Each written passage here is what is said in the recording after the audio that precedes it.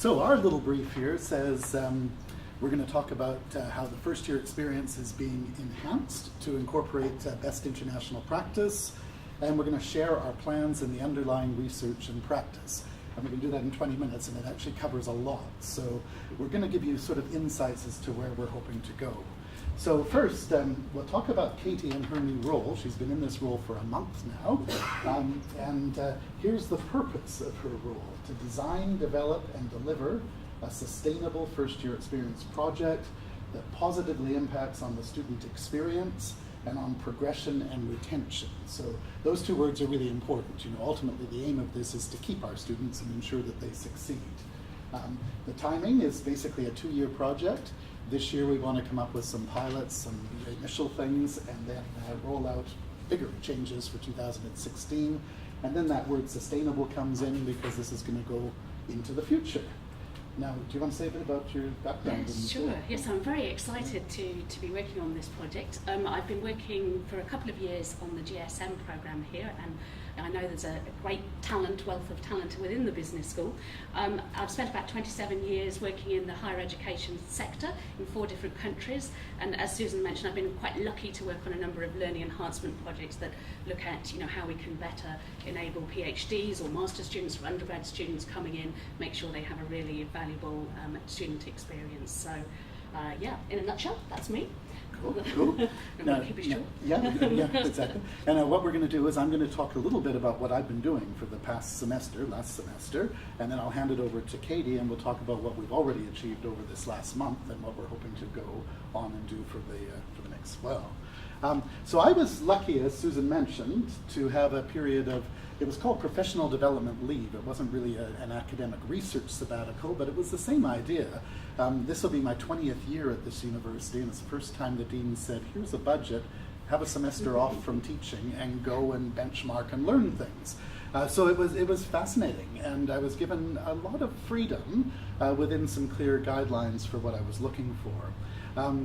In the end, I ended up doing a lot of desk research because you need to read and learn as much as you can from here, and then start approaching places that might be of interest, and then narrow down and plan your travels.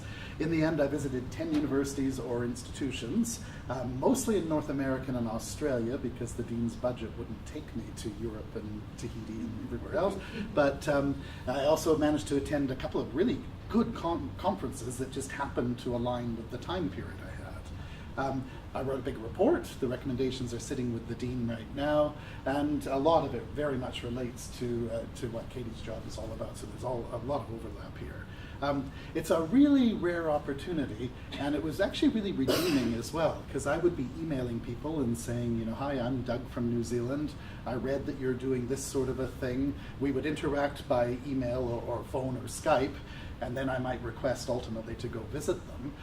And I was never turned down by anybody. Every single place I contacted was just thrilled to be contacted. Oh, you're interested, somebody wants to talk about what we're doing. And it was a really redeeming process. And some of these people gave me days, of their time for nothing. Hopefully they learned something because you're sharing experiences, but it was a really redeeming thing.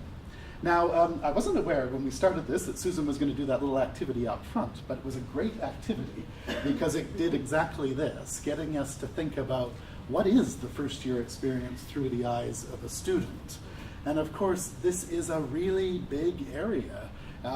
Obviously, we're focused on academic success, but the student's experience actually is a really big thing. Admissions and enrollment before they come here, any pre-arrival support we provide them with, orientation, perhaps it's their first time living in a dorm or away from home, so going through all of that. There's the experience of our courses and everything they're getting within the curriculum. Then there's clubs and all the other activities here. There's making friends and socializing. There's all of those transitions that occur within the first year, from arrival to the second semester and ultimately on to the next semester. So it's a big animal we're dealing with. Our project has to sit in there, and it's quite a complex thing. We're talking about both the social transitions, so them making friends with each other and adapting, them building a sense of identity with the university, and then of course the academic transition, which is the stuff we all understand, giving them the skills that they need to succeed. But the social side is really important as well. You don't often think about that in terms of transition, but if we're thinking about retention and progression, if students come here and they feel anonymous and they don't know where to go for support and they're not making friends, well, those are the ones who are not going to be retained and who are not going to succeed. So we've got to focus on everything, which is a real challenge. So I want to give you key insights. I learned a lot from this project. I'm just going to talk about 5 of the big insights I learned and what it might mean for us. You know, the biggest insight, these are the first 2, but the biggest one was something I kind of knew before I left, but it was just reinforced so much, just how horizontal the first year experience is within a university context. As you know, universities tend to be organized in silos. We have different faculties in different departments. We have admissions and enrollment in the Student Learning Center. We have all of these different silos. And of course, the first year experience bridges all of them. You know, all of that stuff from the advising desk to the orientation people to the library to the courses taught by different faculties. It's a really, really complex area. And my big insight from that, when I started looking for best practice, and I visited quite a range of different universities, highly centralized ones, big ones, small ones, city center ones, rural ones. But those who do the first year experience well have a strategy for how they're going to organize it. And there's kind of 2 extremes. One is you get universities that centralize the first year experience. They will set up what's called in the States a university college, but it could almost be like a faculty of first year studies, and they bring everything to do with the first year into that central organization. So admissions, enrolling, orientation, the first year curricular experience, get it all centralized and controlled centrally so they can deliver something that's very cohesive. Our university doesn't work that way. We're a quite decentralized university with very strong faculties that do things their own way. Now, when you see those types of universities doing it well, it's not through centralizing control, but it's through communication and cooperation. So a lot of shared communities of practice. You just get to these campuses and you just feel a sense that there's this culture that the first year it matters, that it's important, and that everybody seems to know what everybody else is doing. And that's something that's missing here. We don't always know what the other faculties are doing. We have lots of people doing wonderful things. Brendan Potter supporting the kids and the first year coordinators. Everybody's doing things, but we don't have a cohesive sense of how it fits together. So that was a big insight for me, and seeing lots of different possibilities. The second one was really something, again, I knew before I left, that the idea of getting peers involved, senior students helping first year students, is a good thing. And we have pockets of that here at the university, including in our business school.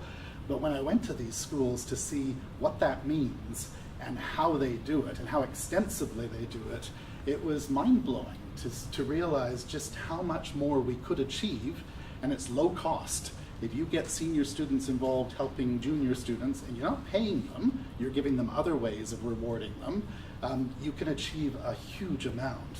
One school, I'll just give you an example. This is University of South Carolina in Columbia, South Carolina. They have a whole division of peer leadership with a director of peer leadership for the university. But the idea is the university has a philosophy of wherever possible, whether through payment or through volunteer services, we get our students involved in doing things at the university. So if you're ever thinking of employing somebody, your first chance is, who could we hire who's a current student? If we're going to do any activity, they centralize it all under this one unit, promote it, try to get everything that involves students from peer mentoring to supporting clubs and organizations to actually tutoring, whatever, under one cohesive strategy, something that's really encouraged and something that's rewarded. So 2 examples of how they reward it. Students are given actually endorsements on their graduation certificates. So if they do enough peer leadership during their period of studies, the students they're helping are going to win. They're also going to win because they're getting recognized for it. It shows up on their transcript, it shows up on their degree, and employers are going to hire them. Really interesting way of encouraging students to that it matters to help other students.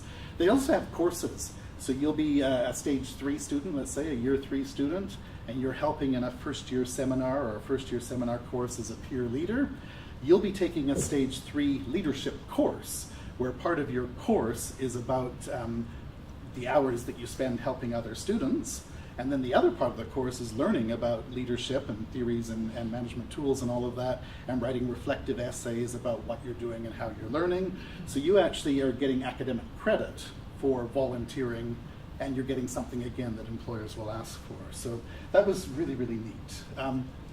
Time's tight. Third insight. Oops. Yeah. This needs to be measured. You know, time and time again, I'd talk to people, and they would say one of the biggest frustrations with the first year experience is everybody's doing things with the best intentions. We want to help our students. We want to support them. They don't always see that, you know. For example, we know that students need to develop their writing skills. You put a lot of writing in a course, it's not going to be popular because students don't really like writing a lot, you know. So it's how do you deliver things that students need when they don't always want it or appreciate it at the time. They often appreciate it afterwards. So I got a lot of insights about how different universities assess and measure not their students, but what they're doing. You know, if we're going to think about our students need communication skills, well, what do we actually mean by that? What are our intake of students? What are their skills when they arrive? What do we actually expect them to achieve within the first year? And then what do we want them to achieve in other years? How are we going to actually set shared learning outcomes across all of the first year courses so that we achieve these key things and we measure whether we're doing it? Whether it's popular or not, as long as we can justify that we're doing it, we can hopefully convince the people who give us the budgets that it matters, and we can also use that to sell to students why we're doing what we're doing. So a huge emphasis on assessment and measuring why you're doing something and whether or not it's working was really neat. Academic warning systems. I went out, this is one of the key things I was looking for, was how do other universities try to identify students in need early enough that you can help them. And we don't always do that well either, for a number of reasons. The first 2 weeks of the course, students are dropping and changing with our regulations. They can add or drop courses, so you can't assess them too early. When we do assess them with 2,000 students, it takes time to bring something in, mark it, get it back. You don't always have measures of early warning systems to identify them early enough. What I ended up coming out from that was I was expecting I would get involved with data, lots of learning analytics and huge database systems and all sorts of things where universities try to track their students. And what I ended up learning was that early warning systems can be really simple. There's only a few things you want to track, whether they're there, are they engaging with things, are they handing in things, and are they doing okay? If you can get those simple measures, the key isn't the complexity of the data, the key is doing it in a timely manner, doing it early enough, and then doing something with it. Once you've identified a student's in trouble, how do you help them? So I came back with a lot of insights on that, and I think we're already working on early warning systems. The last insight I got was with respect to one of our biggest problems. So our first year experience for the last 4 years has been very much related to the launch of Business 101 and 102. So 2 core courses that all first year students take. The idea of these courses was we would teach them content, largely marketing and management, but more than that. But we would also embed all of this transition support. How to write essays, how to reference, how to write reports, how to work in teams, how to deal with diversity, how to information literacy. There were so many things that were being built into this. And one of them, of course, was writing, you know, how to get them to write. And we've struggled with that, you know. The challenge, best practice we know should be to give them lots of small writing tasks, bring it in, mark it, formative feedback, another task, bring it in, mark it, and we know what we should be doing, and we struggled to get just one assignment into each course through the operations of delivering that. It's tough. And I went out there thinking I'm going to find some answers to how different universities support writing of first-year students. And I came back with a realization that ultimately it comes down to resources. The schools that do it well really resource it well. And that comes in multiple ways. It means designing the assignments right at the first year. It means the people who mark the assignments aren't just content experts, they're also English language experts, so they're able to give the right type of feedback to students. It's about having teams of markers to deal with the multiple things that need to be repeated so that students get a lot of practice of writing. But it remains one of our biggest challenges. We deliver on such a huge scale. We have a lot of incentives where staff don't want to put assignments that involve writing into their courses because it takes up time and it's not very efficient. And right now we have a first year experience with very limited writing. So something we've got to address going forward. So that's kind of what I learned from my time away. I'll let Katy talk about a few of the things that are already underway in her first month. Sure, thank you, Dave. So one thing that is going on at the moment, which is very exciting, is we're working closely with the arts department. Students, undergrad students coming in who have very low literacy skills will be picked up at the point of admission and will be required to do a series of courses. So we're working closely with arts, who are the experts in terms of designing English for specific purposes courses. We're giving them content, and we will form a steering group to make sure that what they design there are a series of really bespoke, tailored seminars that hopefully will build those skills very actively. And we're really excited about that because EDU, of course, have been providing fantastic tutorials and support, but be able to say to students, you actually are required to go through these courses is going to make a huge difference. We know that we have in the undergrad cohort coming in about 600 students who are picked up as not having sufficient reading skills, not having having very weak writing skills and a very low vocabulary resource. So I think we can, if we develop these really well, we can really assist those students properly and make sure that they all go through the full course. And I think that will be very exciting. As Doug mentioned, peer-assisted learning we know is an extremely powerful tool. Also, over the last couple of years, whenever I've asked for student volunteers from undergrad or masters or PhD, I've had the most fantastic volunteers come forward, not requiring, not even asking for any payment, just wanting to be involved, wanting to develop those employability skills. We were talking to arts, and they were saying they get 40 volunteers every year just coming forward as they start off as uni guides, and then they carry on and help the other students with their academic skills. Some of the things that they do are very easy for us to get going with. For example, they just have them in t-shirts and they put them in the courtyard, and they just share information, share good tips around study tips, and they say that's really, really effective. So we've had meetings with Campus Life. They're very happy to work with us to give us those lists of uni guides. We know that 500 students requested uni guides, a massive increase this year when Campus Life promoted this service. So I think that could be very easily extended. And there's a lot of possibilities there. We're also working closely with careers to make sure there's a proper framework to capture that. As Doug mentioned, probably will have some form of certificate and endorsement on their degree certificate.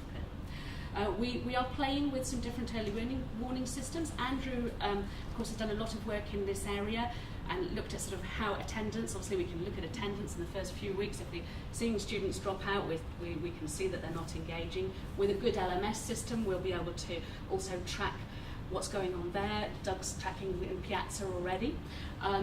Delna is showing a very good predictive validity, really, of which students are going to fail. So that all students are required to do the Delna, and that's giving us a nice group that then we can have a look and see, are they the group who are failing? What is it that we need to dig down a bit deeper to? And Delna are working closely with us and happy for us to adapt some of their assessment tools to make sure that we can really focus on the business skills too. The new LMS system, I think, will give us real leverage here. It'll have much better analytics and tracking and be a lot more user-friendly. We also are adapting some of the pre-arrival materials with Campus Life. So from a student perspective, they're engaged with at the beginning. We can use student ambassadors during that process as well. So I think there's a lot of exciting potential that we can develop there. And as Susan and Doug mentioned, we have been doing as much engagement as we can. We're going to visit all the areas around the university who have already successfully run various first-year projects. And we're also meeting as many colleagues as possible to form various steering groups and various special interest groups to make sure that we get lots of input from you, the experts, and we would just encourage you to continue to engage with us, and we'll be coming to pick your brains for sure. Absolutely. So that's basically the next step. Oops. This thing? There we go. Yeah. Continuing developing our project plan, but really we want this to be about collaboration and sharing. We want people to feel ownership of this, so it's not a top-down process of going, for example, to the first-year coordinators and saying, you must do this. We want to work together, and we want to share, and we want to develop things that people think are positive and that they feel shared ownership of. And again, we're just one window. This is bigger. We do need to collaborate with the university as a whole. We do need to know what other faculties are doing successfully. Even just thinking about that first year student again, a lot of our students are conjoint students. They're double degree students. I mean, they're doing a first year in 2 different first years. How do we try to bring that together as well? It's a complex animal. A lot of our students come in starting in one area and then they're going to go and switch to another area. What is a first year student, and who owns that first year student is a big question, which means it's not just one faculty, it's the university as a whole that needs to look at this. And I know Kevin Morris, our university's Director of Teaching and Learning, is also very, very interested in the first year experience across the university. And of course, I mean, the big one immediately for us is this academic skills integration, something we've struggled with Business 101 and 102. We've achieved a lot, but one of the big realizations is that 1 or 2 courses can't solve everything. You need to spread this more widely across the full set of first year courses, and then you need that transitioning of what can you realistically achieve at year 1 versus what needs to be pushed into year 2 or 3. And writing in particular, given the skills our students are arriving with, 1 year isn't enough. We need to have writing at stage 2 and at stage 3 much more than it currently exists within the curriculum, certainly for some majors where they hardly write at all through their entire degree. So this is bigger than the first year ultimately, but our task right now is the first year. So, yeah. Questions, concerns, issues? If I just joined the university to do my PhD or my MBA, what do I count on? Yes, absolutely. We're looking at all the different levels, and we're currently working with Mari Dev, for example, and thinking about, there are all sorts of different groups of learners who might just be coming in the evening, or the PhD student might be arriving obviously at any time of the year. And a lot of the initiatives, can be replicated and tailored. So the idea is absolutely to be piloting all of these different initiatives, seeing which ones work, and hopefully getting as wider coverage as possible over this 2-year period. But obviously, we've got huge numbers of undergrad students, so a considerable amount of energy will be put out. Thanks, it was a incredible presentation. In terms of first years, they're coming from different school environments, and incredibly diverse range of school environments, and coming from overseas. Yeah. How important is it to really understand that pre-arrival context for such a diverse range of students? I think it's incredibly complex. Hugely important and hugely complex, and it means a lot of tailoring. Different types of students need lots of different types of support, So do you favour the centralised approach that you've seen for managing that? Oh, I can see real appeals to it, but it's not our university's culture, and we're going to have, I think, a collaborative, shared, lots of connections approach can work within our university. The totally centralized approach, maybe not so much. One of the challenges, it made me really realize just how diverse we are. When I went to visit some of these universities, Melbourne was probably the closest to us, University of Melbourne, where it's very diverse, same size of student population, a lot of international students. But when I went to a lot of these North American universities, it's a different thing. They're not that diverse, and they don't face some of the challenges. And some of them have other wonderful solutions that I wish we had. The classic was George Washington University in Washington, D.C. They require every first year student to live on campus, and 80% of students will live on campus throughout their 4-year degree. If you had that kind of an environment where everybody's living there and you can build things into the dorms and there's so much you can achieve. And of course ours, they're living further and further away each year due to rents and spending all of their time commuting. It's a real challenge. Yeah. I think it's time for our morning tea anyway, isn't it? Yeah. Well, we're looking forward to sharing and working with anybody who would like to Yes, absolutely. talk to us. Yeah. Mm. Thank you. Thank you.